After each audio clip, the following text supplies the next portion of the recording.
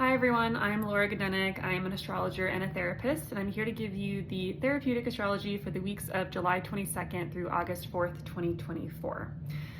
So today on Monday, the 22nd of August, we have the Sun, which just entered Leo, making an opposition to Pluto in Aquarius. Now you may have felt this energy as soon as Friday on the 19th, as the full moon was approaching, the full moon in the last degrees of Cancer, which was 1 degree away from conjoining Pluto. So you might have felt some intense emotions. You might have been kind of processing something that's been under the surface for a while. Conflicts that might have been under the surface for a while may have revealed themselves. Pluto is a planet about life or death stakes, or what we perceive to be life or death stakes, and can really relate to fight, flight, freeze, the part of our brain, the amygdala, that senses danger, triggers. So you might have noticed, since Friday, some anxiety. It could be existential anxiety or deep-seated paranoia or fear, just because of that fight, flight, freeze component, where we're kind of searching for danger or feeling like something's off or wrong. And it could be a time where triggers might have come up. You might have felt triggered by someone or something or a situation, where you're seeing the situation through the lens of something that happened to you from your past. That's what a trigger is. And so it might have just brought up a lot of emotions and anxiety and fear and triggers and things of that nature. And it's a really good day for a deep dive into kind of figuring out what was really going on. What was it about the situation or the person that made you feel so angry or made you feel so frustrated or fearful?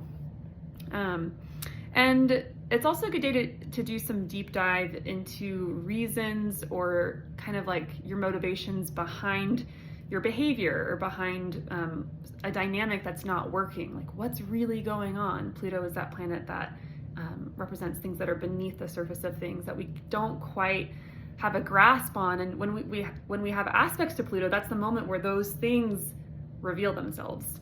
So could feel intense. You might also notice uncovering power dynamics in your world, in the workplace, within your friend groups. Injustices done sneakily. Once again, Pluto is things that aren't seen, and Pluto represents power, and so sometimes aspects with Pluto can reveal how power is misused.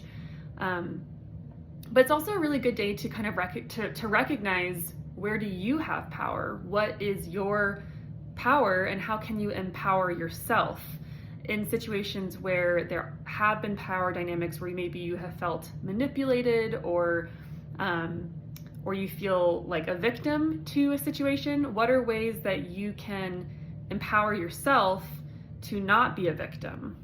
So that's a good thing to kind of contemplate. Let's see. Also, the Sun represents leaders and solar figures, including leaders and fathers. So it might be also some big changes or transformations coming about with regards to your father figures. Maybe you're becoming a father. Also leaders, big changes with regards to leaders. I mean, last week we did have, an assassination attempt for Donald Trump, one of the potential leaders of the country, unfortunately. And not to get into politics too much. And then just yesterday, Biden backed out of the presidential election. So that's also a huge shift in power with regards to a leader. So it's really interesting that came up with this Sun opposite Pluto aspect. But really, I would say the best thing to do with this aspect is to really contemplate, where can you empower yourself? Where do you feel like you are a victim in life? And what can you do to kind of get what you want in life, get what you desire, and not feel victim to the world? And, obviously there's only so much we can do. And there are certain like systems of oppression in place in our society that make it really difficult to empower ourselves. But with numbers comes great power. So, okay. And then on Thursday, the 25th, so we don't really have much going on. Like, it's kind of a quieter week after Monday. Monday's a pretty big day though. So you might feel this energy really Monday, Tuesday, Wednesday, because the sun moves about 1 degree per day. And we always give a 3-degree range when it comes to aspects. So really this sun opposite Pluto energy, you might feel all the way through Wednesday. Just that kind of intensity, that desire to figure out what's really happening. Even maybe the impulse to speak things to others that you might have been repressing or not having maybe it hasn't been time to say something that's been like really heartfelt or deep, I suppose. But so Thursday the 25th, Mercury heads into Virgo. Mercury is a planet of the mind, communication, how we think, and kind of navigate daily life stuff and small tasks. Mercury is at home in Virgo. It functions very well in the sign of Virgo. This is a good time, this is where Mercury in Virgo helps us to get organized, to sift through things, to get detailed, to see the nitty-gritty. There can be a little bit of perfectionistic tendencies with Mercury in Virgo. I have a Mercury in Virgo, so I definitely know how this goes. But Mercury will retrograde in Virgo actually on August 4th, and it's going to retrograde at 4 degrees of Virgo on the 4th, on Sunday, August 4th, and it's going to go back into Leo, and it's going to go back to 21 degrees of Leo, where it'll station direct on August 28th. So whatever is happening now, we are going to review and kind of do over again. So, and you want to kind of think about that time frame of August 4th through August 28th. That's the time frame that Mercury is going to be retrograde, and we're going to be going back over what we've been doing, the conversations we've been having, what we've been thinking about, doing, plans, communications. We're going to be going back over those things in that time frame, August 4th through the 28th. So yes, Thursday the 25th, that's when Mercury heads into Virgo.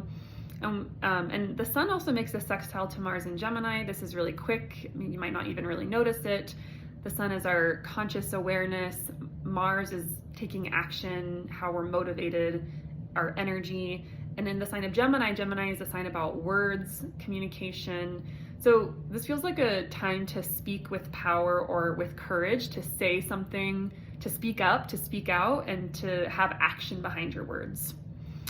On Friday the 2nd, Venus in Leo makes a square to Uranus and Taurus. Venus is relationships, love, sex, desire, connection, beauty, art, pleasure, fun, joy, all those things.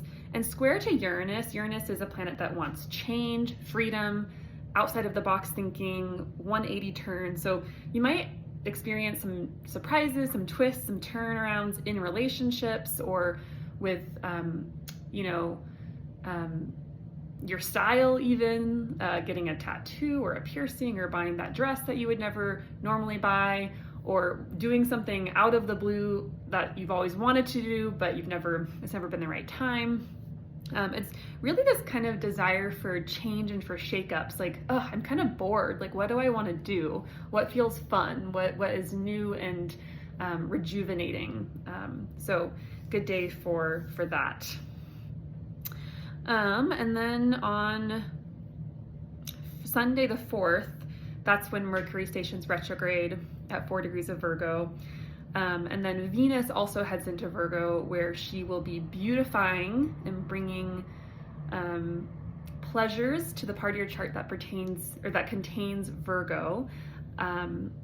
Venus is also what's called in fall in the sign of Virgo, meaning she kind of struggles. Venus wants to create beautiful, extravagant, luscious experiences, and Virgo is a sign of the mind.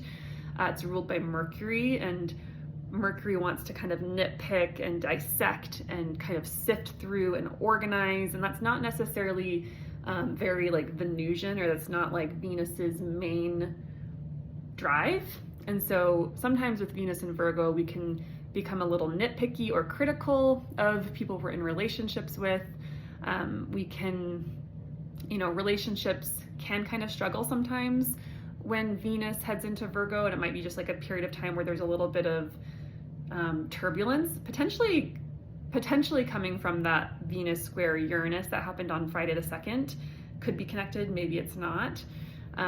But Venus in Virgo, I would say, is good for being very fine-tuned and detailed with art, with any art projects or creative projects you have going. Maybe you get really kind of like fine-tuned into design, like with your home or your space or with your clothes or with how you present yourself. So there are, definitely positives to Venus and Virgo, but sometimes, there are also negatives. But you could say that about pretty much any placement. But I would say Venusian themes struggle a little bit more when Venus is in Virgo, as well as when Venus is in Scorpio, which is the sign of her fall as well. Or sorry, Venus in Virgo is in fall, Venus in Scorpio is in detriment, I believe. Slight difference, but kind of similar themes where there's a bit of a struggle with Venusian themes.